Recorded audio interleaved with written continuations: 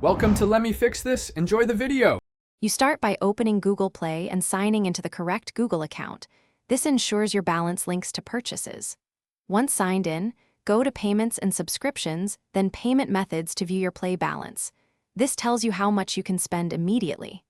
If you plan to buy something costing more than your balance, add a credit card or PayPal now so the store can combine funds. Make sure to refresh the store to see the updated balance before moving on. You pick the paid app, in-app purchase, or subscription you want and tap the price or subscribe button. Play Store shows the checkout screen and payment options.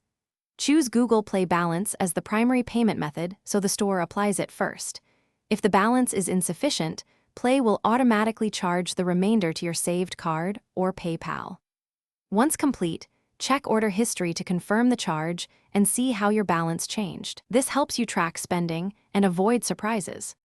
You can add funds by redeeming gift cards or promo codes through Payments and Subscriptions, then redeem code. Enter the code exactly to increase your balance instantly.